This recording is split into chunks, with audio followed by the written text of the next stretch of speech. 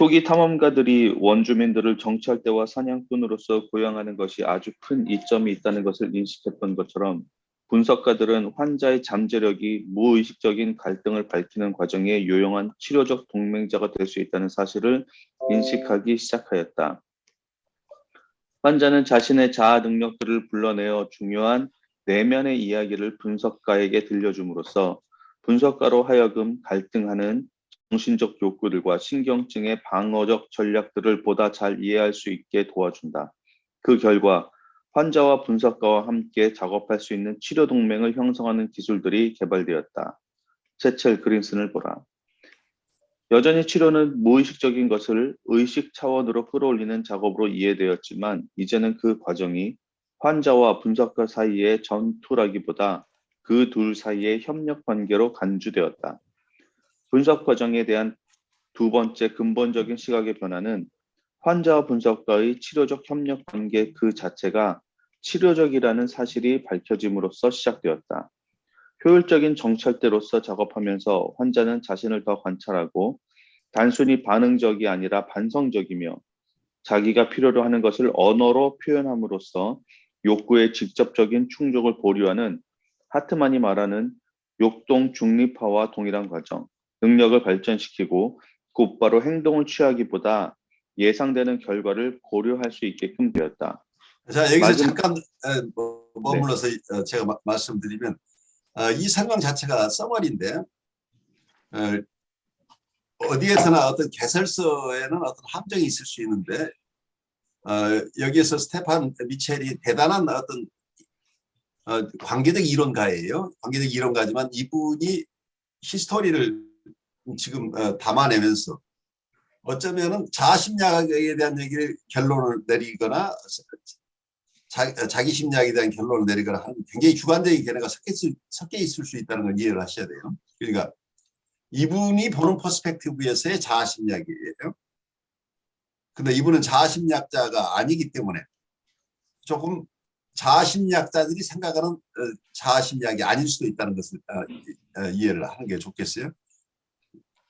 그래서 이분은 어떤 굉장히 여기 저자가 스테판 미첼과 마가렛 블랙인데 스테판 미첼이 관계적 정신분석, 릴레이셔널 사이코애널리시스를 창안한 분이라고 볼 수 있기 때문에 이분은 이 책 자체도 자기의 관계적 정신분석으로 모든 정신분석이 발달해가는 과정처럼 이렇게 서술하고 있는 부분도 있다고 보여요. 그래서 자아심리학에서 이분이 두 번째 포인트로 보고 있는 게 근본적인 시각의 변화가 일어났다고, 자아심리학 내에 이런 근본적인 변화가 있다고 하면서 하는 얘기가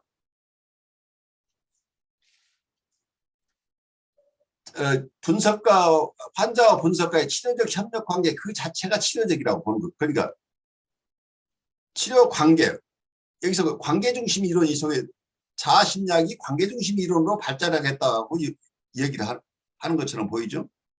그래서 이 치료적 협력 관계 자체가 치료적이다 하는 것은 굉장히 큰 논란을 불러칠 수 있는 부분이죠.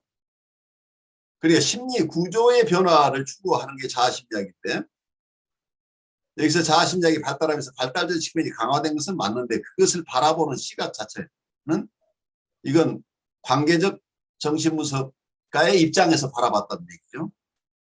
근데 이게 자아심리학자들이 굉장히 다양한데 이분들이 이 스테판 미첼이 얘기하고 있는 이 얘기에 공감할지 어쩔지는 알 수 없어요. 근데 스테판 미첼의 이야기로는 자아심리학자들도 연구를 쭉 하다 보니까 관계중심 이론으로 발달하게 됐다라고 이제 이야기를 하고 있는 거죠. 그런데 그것 자체는 자아심리학자들마다 다르게 보고 있을 가능성이 있다는 것을 우리가 열어둘 필요가 있다는 얘기. 왜냐하면 가장 큰 쟁점이 전통적인 정신분석이나 이고 사이칼리스트들과 관계적인 이론가들 심리 내적 변화가 중요하다고 보는 측면, 심리 구조의 변화가 선행돼야 된다. 그래야 치유가 된다고 하는 것. 그래서 이 심리 구조의 변화가 치료를 가져온다고 보는 견해와 대상관계나 대인관계, 이 관계가 치유적이다고 하는 것은 근본적인 차이죠. 사실은 이 두 가지 측면이 종합적으로 이 두 가지를 다 아울러서 이해하는 것은 우리 각자의 몫인데, 원래 이론상으로서 가장 큰 대립의 각이 되는 것은 서로 학파가 다르다고 하는 것은, 한쪽에서는 관계 자체가 치유적이라고 보는 이런 이론과, 또 한쪽에서는 심리 구조의 변화가 치료를 가져온다고 보는, 치료라고 하는 것, 큐어라고 하는 것이 무엇이 치료인가, 무엇이 큐어인가 하는 것에 대한 큰 쟁점이 이 속에 숨겨져 있는데, 이 저자는 이걸 자기 관점에서 쉽게 요약해냈다고 보이래요. 제가 보기로는. 거기에는 큰 쟁점이 숨겨져 있어요. 마지막으로 정신구조 자체가 인간적인 동맹관계 안에서 공고화된다는 사실에 대한 깊은 이해는 임상기법에서의 혁신을 가져왔다. 새로운 기법은 초기의 유아와 어머니의 상호관계를 분석가와 환자와의 관계 안에 다시 도입하는 것이었다. 어린이들을 치료했던 초기의 연구 경험을 통해 말러는 치료 경험 자체를 하나의 잠재적인 교정적, 공생적 경험으로 보기 시작하였다. 제이콥스는 우울증 환자들을 치료하면서 정확한 해석의 힘을 강조하거나 분석가의 말의 내용을 강조하는 대신 정서적 공감의 역할을 강조하였다. 그녀는 분석가와 그의 우울한 사이에는 지속적이고 미묘한 공감적 연대가 존재한다고 말했다. 또 그녀는 분석가에게 환자의 느린 정서와 사고에 적응하라, 분석가와 환자 사이에 공허한 침묵이 생기지 않게 하라, 너무 길게 말하지도 말고 너무 빠르게 말하지도 말고 너무 다정하게 말하지도 말라고 충고했다. 강하고 건전한 정신구조를 형성하는 데 미치는 부모의 역할이 점점 더 중요한 것으로 밝혀지자 분석가와 환자를 효율적인 동맹자로 보던 치료적 관점도 변화하게 되었다. 이제 분석가와 환자의 관계는 환자에게 미친 부모의 잘못된 영향력을 치유할 수 있는 양자 단일체적인 단위로 간주되게 되었다. 이제 분석 과정은 분석가와 환자가 협력해야 할 작업일 뿐만 아니라 하나의 성장 경험으로 이해되고 있으며, 유사 부모와 같은 분석가와 환자의 관계는 초기 발달적 경험을 교정하는 기회를 제공하는 것으로 받아들여지고 있다. 좋습니다. 여기에 자아심리학에 대해서 어떤 스테판 미첼이나 마그렛 플렉이 바라보고 싶어하는 퍼스펙티브죠. 그래서 자아심리학자들의 이론 중에 본인의 구미에 맞는 것을 골라냈다고 보여요. 치료덕몽이라고 하는 관념, 그 워킹 얼라이언스나 혹은 테라피틱 얼라이언스라는 용어를 쓰는데, 그린손이나 제셀 뭐 이런 분들이 강조했던 이런 이론이죠. 치료 동맹이 일어나야 그때부터 본격적인 치료가 된다 하는 이론인데, 그래서 이 치료 동맹이라는 얘기는 뭐예요? 결국 치료 관계를 중요시하는 거죠. 그래서 자아심리학자 중에는 아까 전에 제가 설명드렸듯이 대상관계 이론이나 대인관계 이론의 이런 관계적인 측면 혹은 발달 이론을 도입했기 때문에 자아심리학이라고 하지만 학자에 따라서는 이분을 정확하게 자아심리학자라고 분류할 것인지, 대상관계 이론가라고 분류할 것인지, 대인관계 이론가라고 분류할 것인지, 어떤 셀프 사이칼리라고 분류할 것인지, 어느 한 분석가나 어느 한 학자를 어느 한 이론가 어느 한 학파에 속한다고 하는 것 자체가 어쩌면 굉장히 주관적인 분류예요. 그게 꼭 통일되게 한 학자가 어느 학파의 이론만 얘기한다고 얘기하기 굉장히 어렵다는 거예요. 왜냐하면 정신분석이라고 하는 것 자체가 여러 이론들이 계속 100여 년 이상 발달해 오면서 서로 영향을 주고받았기 때문에 자아심리학자가 가지고 있는 퍼스펙티브 중에는 자아심리학 라인에서 최초에 발달해온 이론뿐만 아니라 대상관계나 대인관계에 아주 중요한 퍼스펙티브들이, 또 발달 이론들이 자아심리학 측면에서 이해돼서 자아심리학의 일부가 된 이론이 있다는 얘기예요. 그러니까 외부에서 보면 대상관계 이론가 보면 이 사람은 대상관계 이론가야. 또 어떤 사람은 대인관계 이론가야. 또 관계적인 이론가라고 픽업할 수도 있는데 이 사람의 아이덴티티는 이분은 어떤 분은 나는 자아심리학자로서 이런 것을 소화한 것이어서 자아심리학의 심리구조 이론 내에서 소화한 것이다 라고 얘기를 한다면 이분에 대한 분류 자체가 불가능하다는 얘기예요. 이분은 나는 자아심리학자로서 충실하게 자아심리학을 지켜내는 범위 내에서 자아심리학의 이론 속에서 대상관계적인 측면, 대인관계 측면, 혹은 셀프 사이카리적인 측면, 혹은 현대 정신분석적인 측면들 나는 자아심리학자의 고유의 개념을 이론 라인을 가지고 소화한 것이다 라고 이분은 주장하고 싶은데 다른 사람은 선생님의 글을 보니까 선생님은 사실은 자아심리학자라기보다는 혹은 자아심리학자이기도 하지만 제가 볼 때는 선생님은 관계적인 측면에 더 가깝습니다. 이렇게 주장할 수 있죠. 보는 사람 입장에서는. 그런데 실제 그 이론가 입장에서는 그걸 부당하다고 느낄 수 있죠. 자기 이론을 충실하게 이해하지 못하고 곡해하고 있다고 이해하는 경우도 생겨날 수 있겠죠.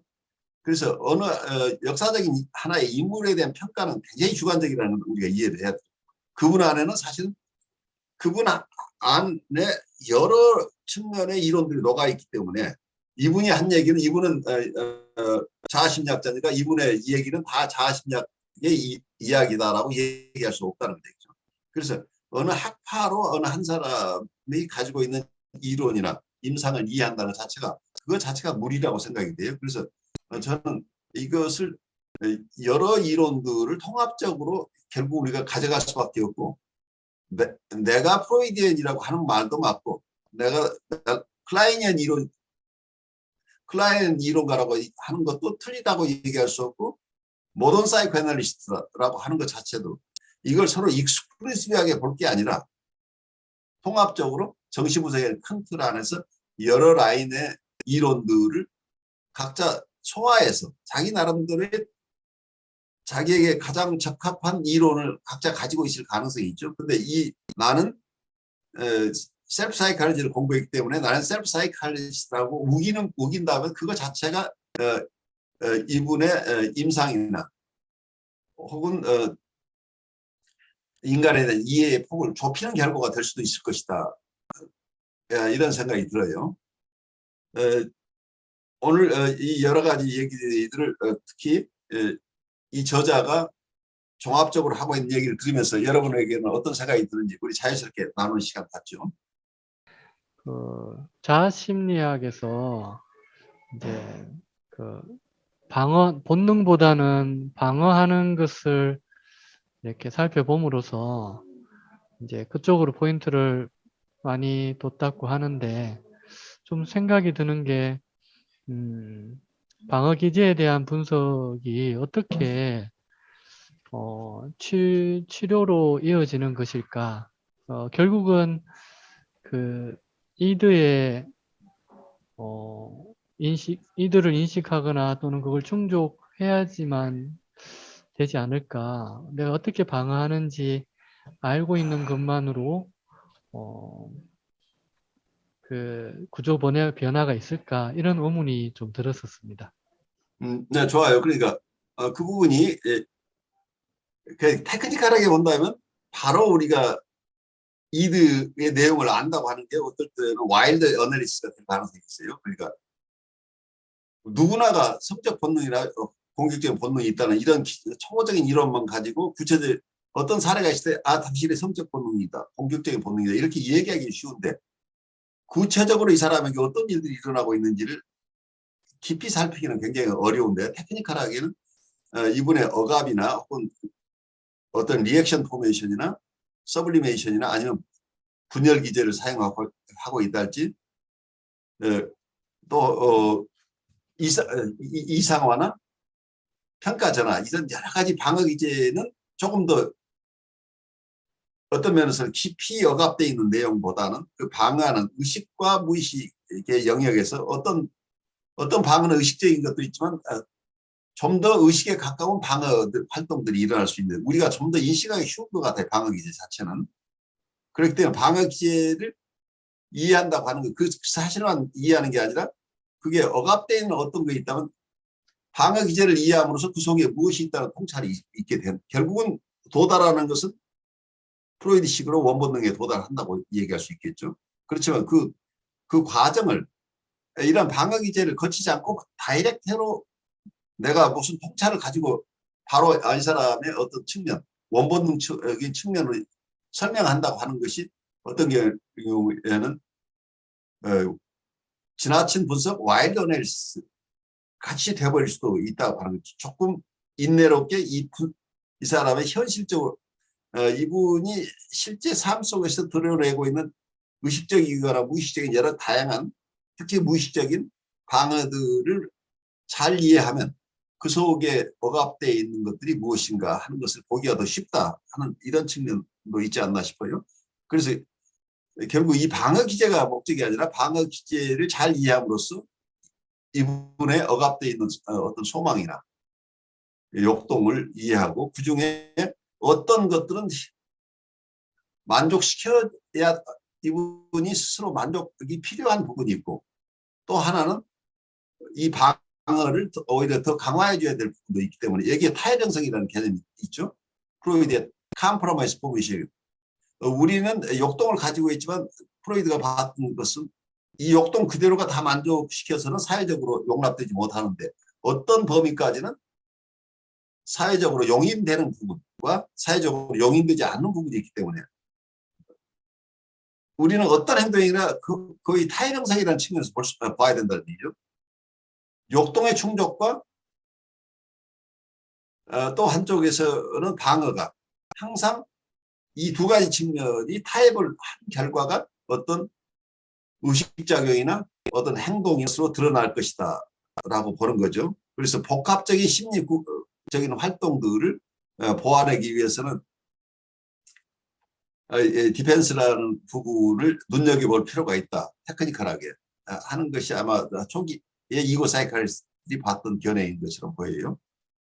그래서 서로 다른 것은 아닌데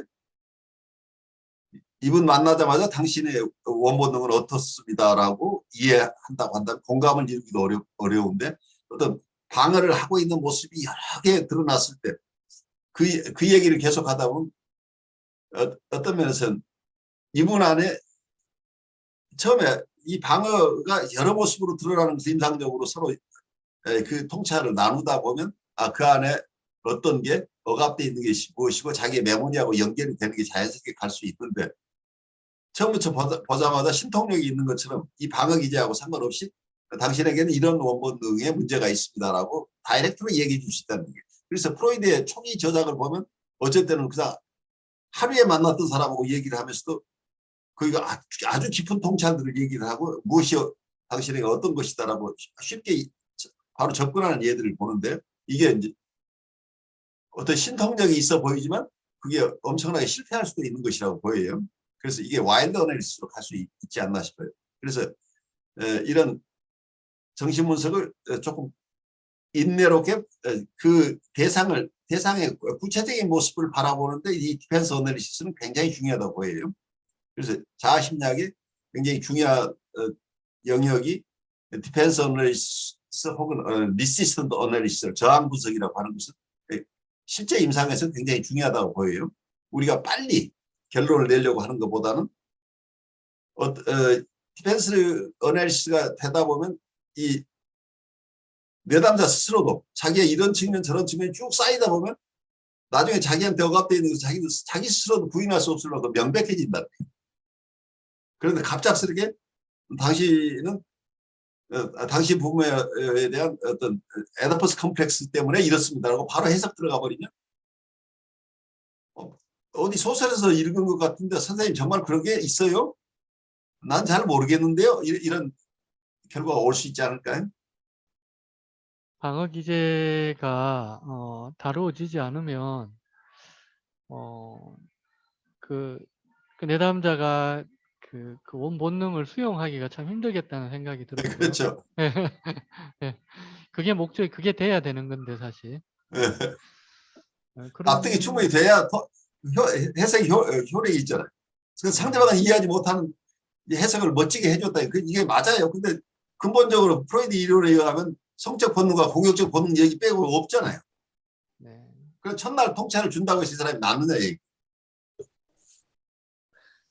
그리고 그래서 대신에 이제 방어에 대한 분석의 저항 분석은 훨씬 더 내담자가 좀 부담 없이 인정할 수 있는 지점이라는 것 제가 이해가 되는 것 같아요.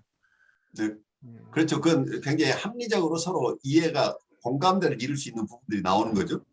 자기가 하는 짓 우리가 봐도 그래. 우리가 어떤 것을 하고 누군가가 당신 이러고 있었어요라고 얘기하면 안 내가 왜 그랬지?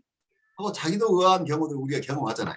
근데 이게 계속해서 쌓여가면 무엇이 반복되고 있다는 것을 서로 수긍할 수밖에 없게 된다는 얘기죠. 그리고 또 이제 와닿는 거는 이제 타협 형성이라는 걸 교수님이 이야기하셨는데,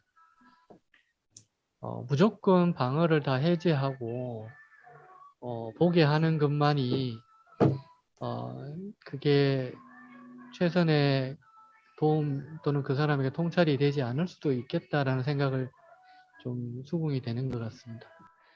그 부분이 굉장히 중요하죠. 그러니까 자아심리학에서 발달한 이론 중에 하나가 모던 컨플릭트 티어리예요. 현대 갈등 이론이죠. 여러분들 제가 강조하는 찰스 브레너라는 분석가가 이고 사이칼레지스트 중에 가장 유명한 이론가예요. 그분이 아마 94세 50까지 사셨는데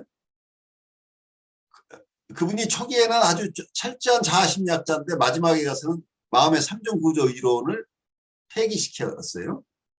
우리가 마음을 이고, 이드, 슈퍼 이고라고 나누어서 이렇게 이해하려고 하는 것 자체가 오히려 정신 분석을 어렵게 한 것이다. 그 개념을 버리는 게 좋겠다라고. 그러니까 이 찰스 브레너는 가장 저명한 정신 분석가에서 어떤 우상 같은 존재였다는 얘기예요. 이론가 중에. 거의 대부분의 이고 사이클리스트들이 찰스 브레너로부터 의식과 무의식, 마음의 삼중 구조 이런 것을 철저하게 공부했던 사람들인데 갑자기 이분이 마지막에 나이 들면서 사실은 이제 오랫동안 임상을 하다 보니까 이거 자체가 오히려 장애의 요인이다. 그래서 모던 컨플릭트 티어리에서는 마음의 삼중 구조 이런 자체를 아직 버리고 근본적으로 타협 형성이라는 개념, 컴프로마이스 포메이션이라는 개념 중심으로 아주 심플 단순화된 정신 분석을 지향을 해요. 그래서 이런 이론을 따르는 분들은 모던 컨플릭트 티어리를 하나의 학파라고 인정하기도 하지만 이분은 워낙 저명한 분이었고 자아심리학의 내용을 그대로 발달시킨 분이기 때문에 자아심리학들 입장에서 찰스 브레너를 자아심리학자가 아니라고 코우처럼 축출할 수가 없는 그만큼 그런 입장에 있는 분이죠. 그래서 어떤 자아심리학자의 일부라고 그냥 포용해도 되지 않을까 싶어요. 현대 갈등 이론 자체가 우리는 갈등을 가진 존재다.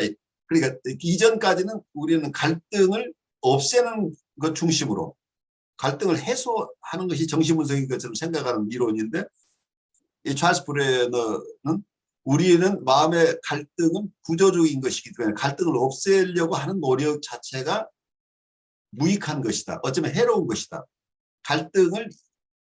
갈등이 누구나가 있는데 그 갈등 자체를 그 갈등을 가진 존재인 우리가 어떤 타입을 형성을 하느냐.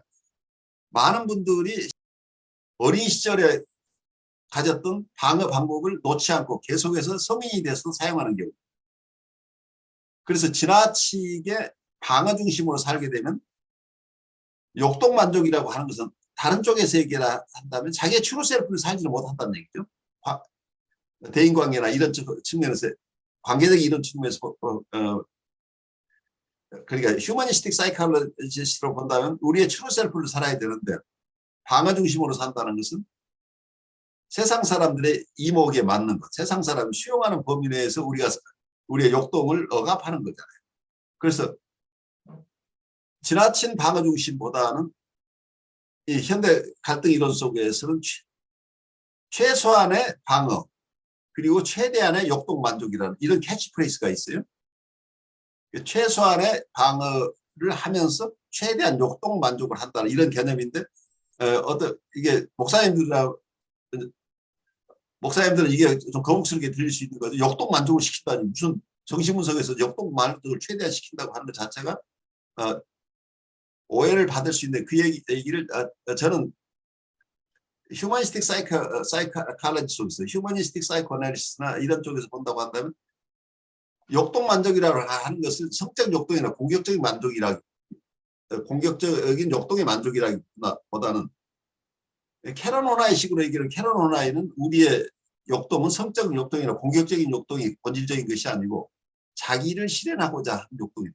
셀프 리얼라이제이션의 욕동이다.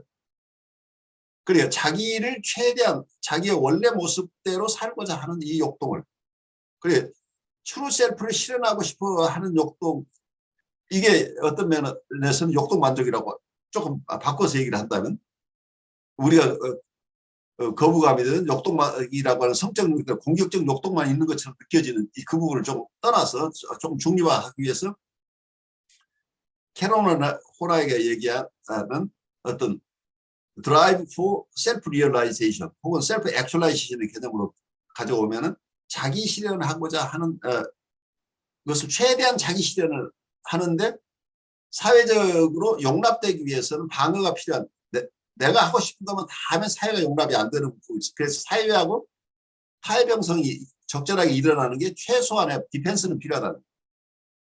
그래서 최소한의 디펜스를 가지면서 최대한 욕동 만족이라고 하는 것 혹은 최대한 자기 실현을 하는데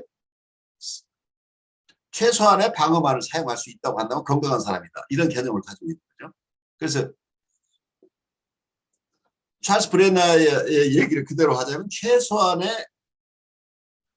방어와 최대한의 욕동 만족인데 저는 그 개념이 조금 일반 사람들이 용납되기 쉽게 최소한의 방어와 최대한의 자기 실현이라고 이렇게 바꿔서 이해를 하면 좀 더 임상적으로 도움이 되지 않을까 싶어요. 그런 점에서 김동완 선생님이 말씀하신 단순히 방어 분석을 한다는 것은 방어를 없애거나 욕동을 그대로 실현하지 못하게 한다는 개념이 아니에요. 지나친 방어 때문에 고생하고 있는 신경증 환자들을 도와주는 방법은 방어 분석을 통해서 필요 없는 방어를 하지 않아도 되도록 제거하는 작업이기도 하죠. 그래서 방어 분석 자체는 굉장히 합리적인데 이제 궁극적으로 이 치료의 큰 틀에서 본다면 아까 찰스 브렌더가 하는 얘기 그리고 또 인간주의적 정신분석 혹은 인문주의적 정신분석이 추구하는 휴먼 포텐셜의 실현이라고 하는 것. 휴먼 포텐셜을 최대한 실현시킬 수 있도록 우리가 도와주는 역할이 분석가들이 할 일이 아니냐 하는 쪽에 저는 좀 종합적으로 이해를 하고 있어요. 교수님, 저는 이제 그 아까 말씀하신 그 최소한의 방어와 최대한의 욕동 만족이라고 할 때 그 욕동 만족을 자기 실현이라고 이제 말씀하셨잖아요. 예, 예. 예, 근데 그거를 저는 그 전에 이제 그 인간의 왜 마슬로우가 말하는 인간의 욕구 단계 뭐 이런 거 있잖아요. 인간 잠재성 실현 운동이라고 부를 수 있는 휴먼 포텐셜 무브먼트가 1960년대, 70년대에 미국에서 굉장히 유행을 했어요. 그중에 이게 매슬로우의 얘기나 칼 라저스의 견해들이나 이런 것들이 다 그런 라인에서 속하는 것들이요. 근데 사실은 이 셀프 리얼라이제이션이라는 용어 자체는 이런 개념들 자기 실현이라고 하는 것은 어떤 동서양을 막론하고 오래된 전통이고 사실은 자기 실현이라고 하는 것 자체는 영성적인 부분이고 또 정신분석 쪽에서 본다고 하는 어떤 칼 융도 이런 영역을 굉장히 가지고 있었을 것이고 아까 얘기한 캐런 호나이는 리얼 셀프나 트루 셀프라는 개념을 아주 잘 먼저 주장한 분이에요. 근데 그 주장이 어쩌면 위니카시나 또는 셀프 사이클리스트의 하인스 코엇이나 이런 분들이 그걸 더 발전시킨 것들이죠. 그래서 이것들이 태양 아래 새로운 게 없는데 연원을 따지면 어떤 분은 누구까지 위니카식을 창안했다라고 생각하는 사람도 있고 또 어떤 분은 코엇이 진정한 의미에서 셀프 사이칼리스트라고 얘기를 할 수 있는데 어떠면은 학자를 이 히스토리를 보는 관점에 따라서는 캐런 호나이가 셀프 사이칼리스트의 원조라고 누가 주장한다고 해서 틀릴 수 없어요. 왜냐하면 이분의 통찰 속에는 이 셀프에 대한 개념이 굉장히 이미 강렬하게 이미 아주 정확하게 잘 설명하고 있는 부분이 있기 때문에 모든 사람들이 이 우리의 전통 속에 있는 개념들을 다 공부해낼 수가 없기 때문에 보통 저자들이 자기가 이해하는 것을 가지고 히스토리를 쓰기 때문에 우리가 특히 어떤 히스토리 부분을 볼 때는 어떤 게 미싱되고 어떤 게 과장되고 한 부분도 있다는 것을 우리가 이해를 하고 그 속에 있는 분들이 굉장히 억울해야 할 분도 많이 있다고 우리 이해하는 게 좋을 것 같아요. 강 목사님 얘기 계속 하시죠. 그러니까 보통은 이제 자기 실현이라 그러면은 그 가장 고차원적인 어떤 그 말할 때가 있는데, 근데 그걸 이제 보다 보면은 결국은 그 가장 원초적인 단계에서부터 다시 시작되는 되돌아가는 현상들이 나타나는 것 같아요. 그렇죠? 예, 그래서 보면은 자기 실현이 뭔가 했을 때 결국에 내려지는 이야기는 욕동만족이라고 막 표현되는 것과 같은 맥락으로 가버린다는 거죠. 그러니까 결국은 용어가 다를 뿐이고 어떤 것이 저항을 가져올 뿐이지 그 네. 깊이 들어가면 같은 얘기예요. 근데 어떤 사람의 얘기는 굉장히 저항으로 우리가 들려 어떤 사람의 얘기는 우리가 수용되는데 같은 현상을 다른 용어로 썼다고 우리가 볼 수 있는 거죠. 그래서 방어 기제를 사용한다는 것 자체가 뭐냐면은 어떻게 보면은 그러니까 개념상으로 나누는 저급 단계나 위에 고급 단계 이런 것들을 개념상으로 그냥 뭔가를 이렇게 나는 수준이 높다라는 걸 보여주는 그런 느낌이에요. 그래가지고 자기는 상당히 어떤 고차원적으로 살아가는 것처럼 그렇게 막 말을 하고 있지만은 사실상은 자기 실현을 위한 가장 기초적인 단계를 방어 기제를 동원해가지고 어떤 뭐 주제주의든지 뭘 동원해가지고 마치 자기는 아닌 것처럼 하는 이제 그런 모습들이 있는 것 같아요. 그래서 이제 그런 걸 생각해 보면은 욕도만족이라는 말이 어쩌면은 단순하게 그냥 그 저급한 단계의 어떤 욕도만족이나 본능만족 이런 정도가 아니라 결국은 전인적인 인간에 대한 어떤 그 뭐랄까 전체적인 이야기, 전체적으로 조화를 이룰 수 있는 인간으로서의 어떤 만족이라는 거 이제 이런 걸 생각한다 그러면은 사실 그동안 너무 뭐랄까요 욕동을 많이 그 비난한 것 같아요. 그렇게 볼 수 있죠. 네. 그래서 치료가 된다라고 하는 것들이 그걸 통합해내는 능력이 아닐까. 어떤 진짜 뭐 본능에 충실한 그런 모습의 욕동만족이 아니라 어쩌면은 전체적인 인간을 다 다루는 부분이 욕동만족이라는 말로 표현되지 않았을까. 저는 그런 생각을 해봤습니다. 그렇죠. 우리가 용어에 매이지 않고 좀 폭넓게 보게 되면 서로 화해할 것 같지 않은 이론들이 다 화해가 돼요. 그러니까 우리가 너무 피상적으로 드러난 개념들을 가지고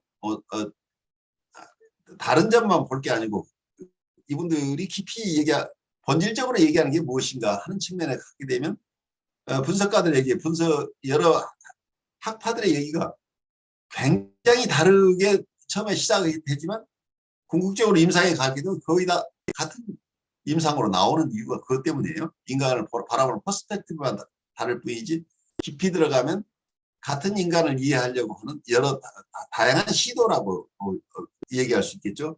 각자 다른 용어로 표현되고 있는 부분인데 그것을 통합적으로 이게 분열적으로 볼 부분이 아니고 통합적으로 이해한다고 한다면 우리 임상에 큰 도움이 될 수 있을 것이다 생각이 들어요. 우리 서 목사님도 조금 나누시겠어요? 통화를 하시는 분들하고 이제 전화로만 이제 할 수밖에 없는 상황에 했는데 그분하고 늘 대화를 하거나 이렇게 하다 보면 제가 끝나고 나면 제가 머릿속이 굉장히 복잡하거든요. 혼란스럽고 왜 그러냐면 한 40분 통화를 하는 동안 어떤 제가 그분에 대해서 어떤 리스판스를 할 수 있는 기회를 저한테 주지 않거든요.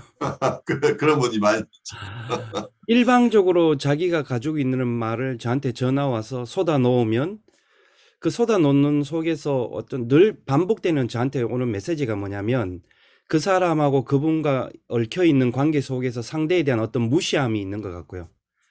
그러면서 이제 제가 그거를 좀 이야기를 하려고 하면 뭔가 또 다르게 어떤 그분이 가지고 있는 전문적인 일을 가지고도 그걸 계속해서 디펜스하는 어떤 걸로 해서 그분이 방어를 이렇게 사용하는 것 같은데 근데 늘 느끼죠. 오늘 이 책에도 뭐 환자의 느린 정서와 사고에 적응하라고 이야기했지만 긴 시간을 통화하면서 느끼는 거지만 항상 끝날 때 되면 제가 뭔가가 지금 뭐 그분이 사용하고 있는 저항이라든지 방어 기제에 제가 끌려간다는 느낌이 들고 조금 더 어떻게 한번 개입되거나 어떤 이런 정서적인 관계가 맺혀지지 않는 뭔가 꽉 막혀 있는 듯한 느낌이 많이 받았거든요. 그런데 이제 네. 그분은 왜 계속해서 나에게 이렇게 방출하고 있을까요? 그러니까 이게 매번 이 통화를 하거나 만날 때 보면 굉장히 그때 대화의 어떤 요점이 정리돼서 이야기하는 게 아니라 분명히 시작할 때는 이러한 대화 어떤 한 사건을 가지고 이야기했는데 시간이 지나고 제가 계속 듣다 보면 거기에 한 네다섯 가지의 어떤 이벤트들이 뒤섞여 가지고 지금 계속 그 이야기를 저한테 쏟아내고 있거든요. 그러니까 이분이 반복하고 있는 거죠. 네네. 그러니까 자기를 이해해주지 못한 이 세상에 대한 불편함을 계속 털어놓고 있잖아요. 그러니까 이제 이분이 일상삶 안에서 이 패턴이 계속되고 있기 때문에 누구도 이 사람을 수용해내지 못하죠. 그러다 보니까 대인관계가 안 되는 거죠. 그러니까 그것이 지금 임상가인 서목사님에게 전달되고 있는 거예요. 그래서 이 역전기가 견디기 어려운데 이분들이 그래서 장기간의 도움이 필요한 이유가 그 모습을 그대로 그냥 수용해 줄 수 있는 대상을 찾고 있다는 거예요. 그래서 희생적인 어떤 프로세스가 필요한 거죠. 그래서 오히려 이렇게 저항이 심한 분들은 저항을 더 잘할 수 있도록 도와주라는 현대 정치부의 입장이에요. 그러니까 이분에게 통찰을 주려고 하게 되면 이분을 도울 수 없다. 이분은 그 통찰이 없어서가 아니에요. 지적인 통찰은 다 가지고 있지만 정서적으로 수용이 안 돼서 이거 어떤 본인이 몸부림치고 있는 거죠. 사실은. 이분들은 주지와 방어를 굉장히 잘 사용하고 있기 때문에 이분들에게 해석적인 접근을 한다고 하면 서로 해석 경쟁을 하게 돼요. 그럼 당신보다 내가 정신분석을 더 잘 알아요. 심리 현상은 나도 잘 알고 내 안에 뭐가 일어나는지 잘 알아요. 라고 이런 입장에 갈 가능성이 있어서 이 방어의 벽이 더 공고해져요.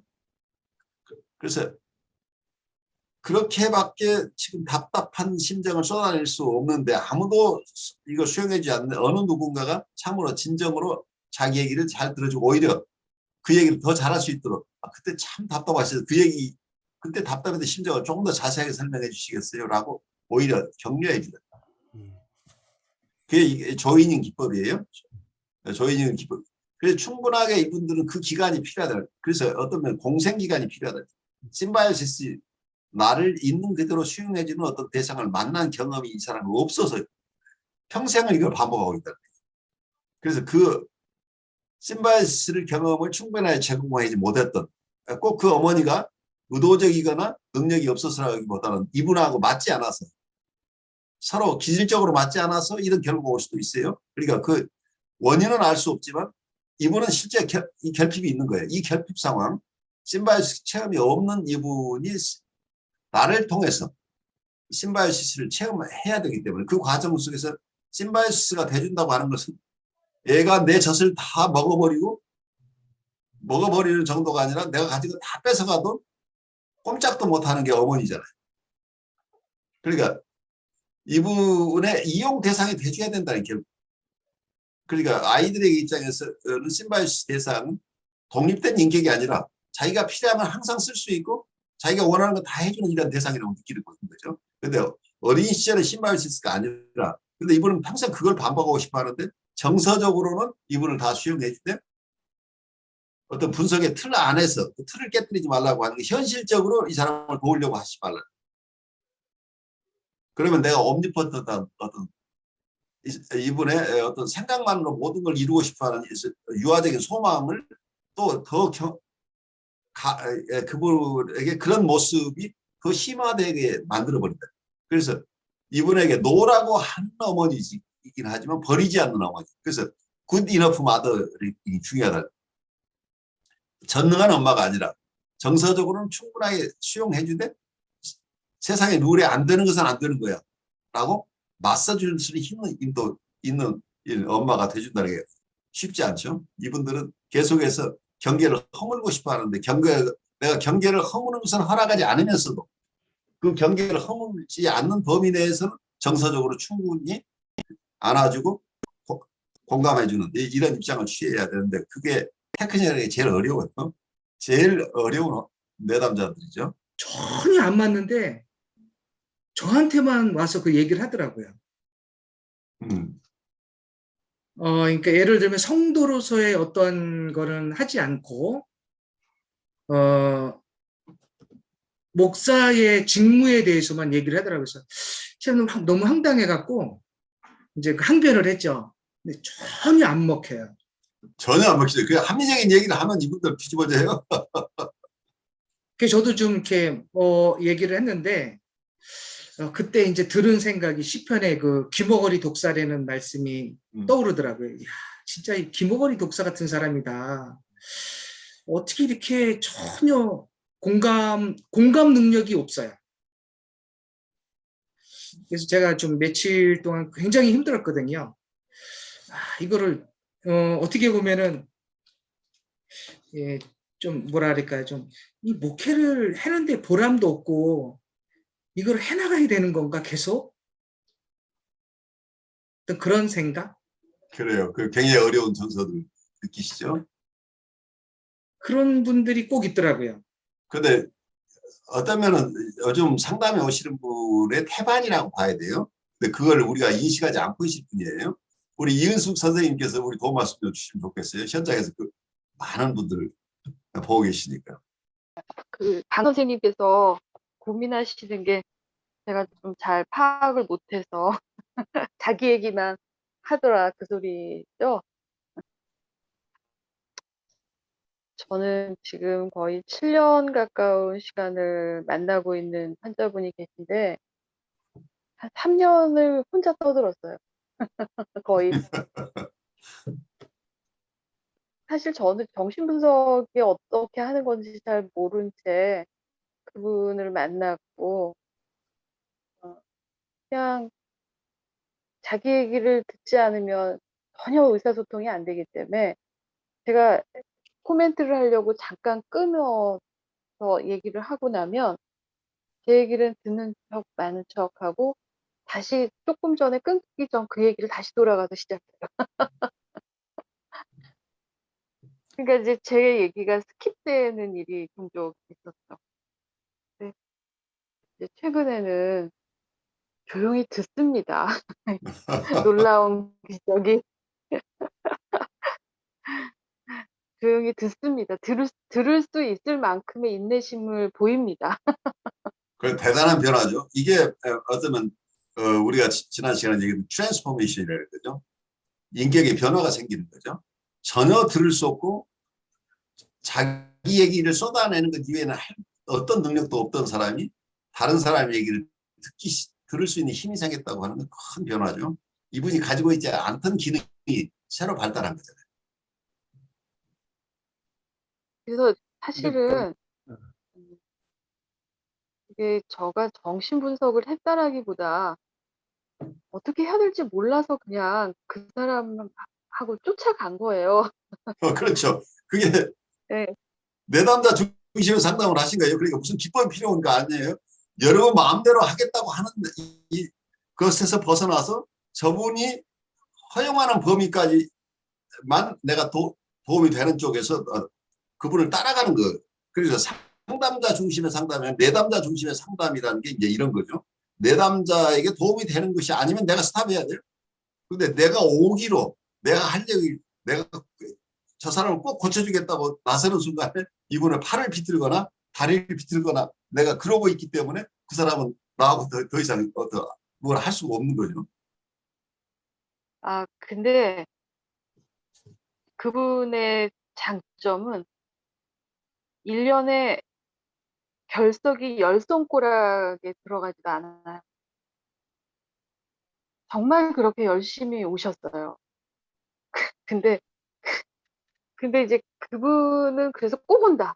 뭐 이런 게 지금 저한테 오히려 있을 정도인데 문제는 저 같은 경우는 이렇게 상담을 계속 지속적으로 날짜가 되면은 전날 취소하는 환자들을 만날 때가 힘들어요, 저는. 어렵죠. 네, 그러니까 그 방어가 사실은 저는 제일 견디기 힘든 방어더라고요, 내담자들의. 그래서 오늘도 하나 제가 못 참아서 드랍 시켰어요, 강제 드랍. 그러니까 강제 이 드랍시키고 하는데. 아주 네. 제일 어려운 케이스는 그냥 캔슬레이션 시킬 때 여러 가지 원인이 있어요. 근데 이걸 내 탓으로만 걸릴 부분은 아니에요, 절대로. 그렇지만 꼭 살펴봐야 될 게 내 탓이건 아니건 간에 최근에 세션 중에 이 사람에게 지나치게 자극적인 어떤 부분이 있었는지. 그러니까 내담자에 따라서는 자기들이 내담자가 수용할 수 있는 자극의 양이 사람마다 다르다는 얘기예요. 그래서 어떤 분은 조금 어떤 설명, 간단한 설명도 자기를 비난하는 것을 듣는 분도 있어요. 그래서 이런 분들에게 해석적인 접근을 하게 되면 굉장히 이게 자극이 심하기 때문에 그분들로서는 수용할 수 있는 범위를 넘어가는 자극이 생길 수 있다는 얘기예요. 그래서 임상에서 여러분들이 네. 혹시라도 이렇게 자꾸 늦거나 캔슬레이션 생기나 하는 내담자들의 경우에는 나의 개입이 혹시라도 무의식적인 개입이건 좋은 뜻에서 하지만 이분에게 혹시 부담스러운 부분이 있는지 하는 것을 좀 살펴볼 필요는 있어요. 예, 많이 그랬을 것 같아요. 근데 저 역시도 너무 정서적인 상호작용이 안 되는 환자가 있는 게 몹시도 괴롭더라고요. 그렇죠. 상담자가 못 견뎌요. 그래서 그래서 어려워요. 예. 근데 웬만하면 그냥 받아주고 넘어가겠는데 이 환자는 너무 힘든 거예요. 그래서 뻔질나게 취소하고. 그래서 오늘은 전화를 했어요. 그렇게 한 2달이 지났고 이제 또 내일인데 또 7월 2주로 미뤘어. 시간이 안 된대. 그래서 제가 전화를 했어요. 나도 그날 시간이 안 돼. 당신의 휴가는 언제냐? 그랬더니 7월 말이래요. 나도 뭔가 강의가 있고 여름에 학회가 있어서 나도 그때는 좀 어렵겠다. 휴가가 끝나고 만나면 어떻게 하냐? 그랬더니 이분이 하는 말이 한숨을 내쉬. 근데 전화상으로 한숨의 의미까지 물어볼 수는 없었고, 그런데 또 8월 지나서 그렇게 하는 게 좋겠어요 해놓고는 또 뭔가 자신 없는 것처럼 약간 또 말이 이상해요. 그래서 그때 오시기가 그러면 차라리 오실 수 있을 때 이번엔 종교를 하시고 다시 오실 수 있을 때 다시 연락을 주세요. 그건 어떨까요? 그랬더니 그래도 돼요? 그러는 거예요. 좋아요. 그래서 어. 네, 그럼요. 그래도 되죠.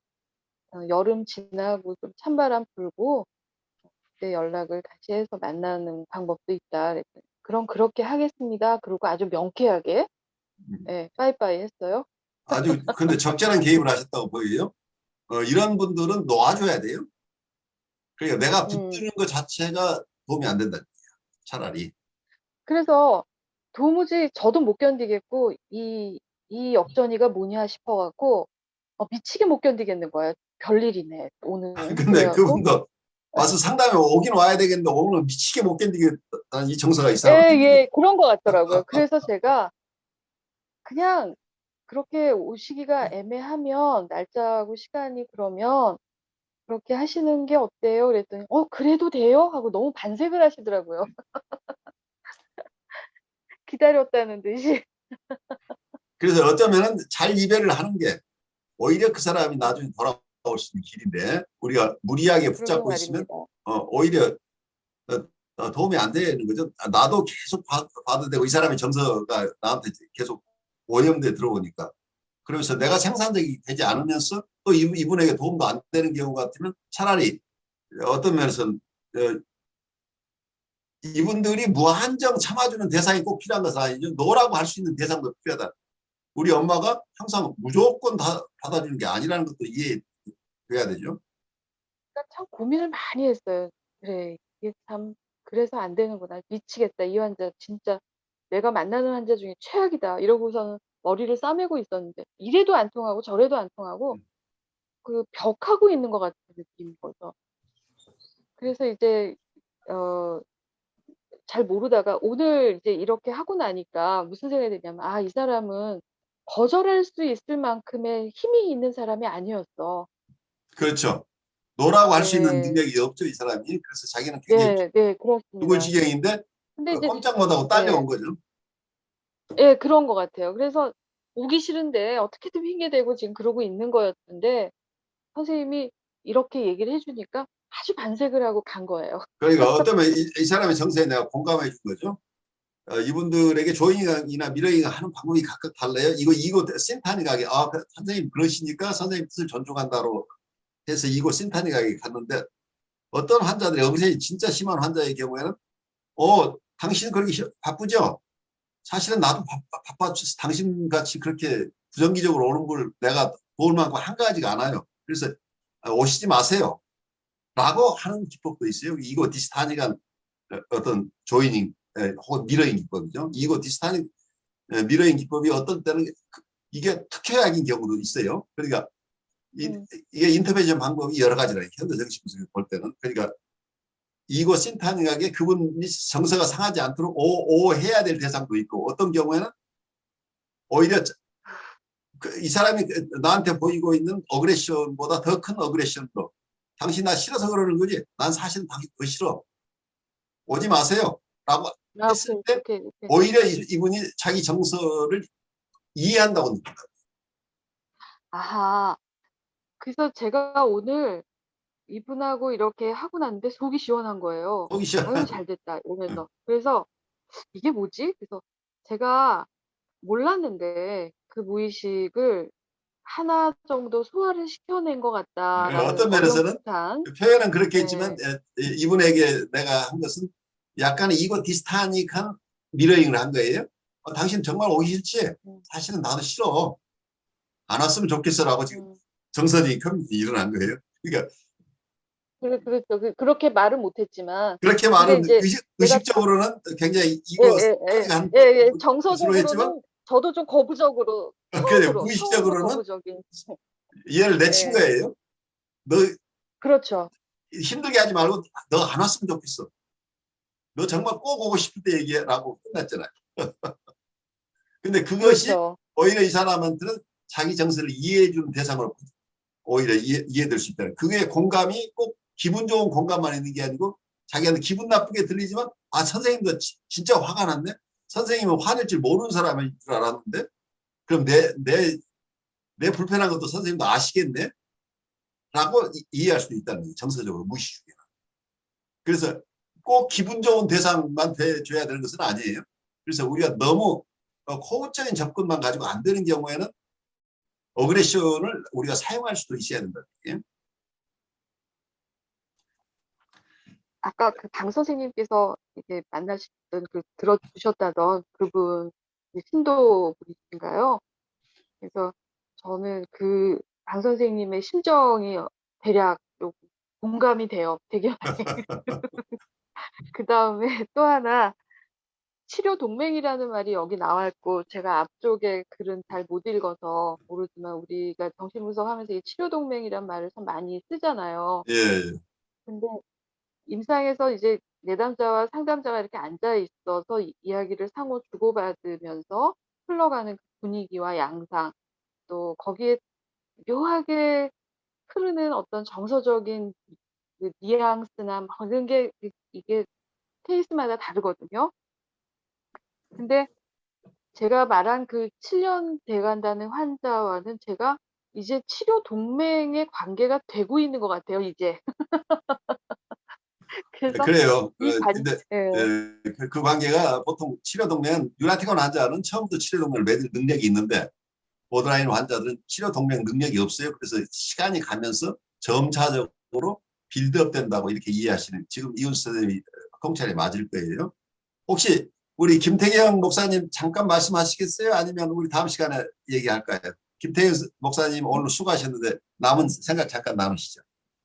네, 저도 사실은 그 오늘 말씀하셨던 그 서 목사님이나 박 목사님 말씀하셨던 거와 비슷한 케이스를 지금 만나고 있는데, 그러시구나. 예. 그리고 지금 이윤수 선생님 말씀하시는 거 들으니까 공감되는 것도 많은데, 혹시 다음 시간에 기회가 있으면 그거에 대해서 좀 구체적으로 여쭤보고 싶습니다. 그러면 예, 예. 우리 5분 쉬고 둘째 시간 네네. 들어가면서 그 케이스 네. 이게 다 다음 시간 주제하고 다 맞는 거니까 다음 시간에 우리 김태희 목사님 얘기 듣는 것으로 하죠. 5분에 뵙겠습니다. 여러분 안녕하십니까. 혁신 라이프 코칭 연수원 ICC 창설자 신현근 정신분석학 박사입니다. 제가 이번에 클래스 EU 클래스 마켓에 저의 영상 강의를 개설하였습니다. 이번에 처음 개설한 강의는 정신분석적 인간 이해 과목입니다. 제가 하는 강의 내용을 여러분께서 잘 아실 수 있도록 이 과목의 소개 영상과 첫 번째 강의 정신분석학의 정의와 두 가지 기본적 가설을 주제로 한 강의 영상을 여러분께 소개합니다. 이 두 개의 영상을 보시고 더 관심 있으신 분들은 직접 제 클래스 사이트로 들어가셔서 클래스에서 어떤 것이 진행되는지 검토하시고 여러분 주위에 있는 분에게도 제 강의가 있음을 알려주시면 고맙겠습니다. 여러분 감사합니다.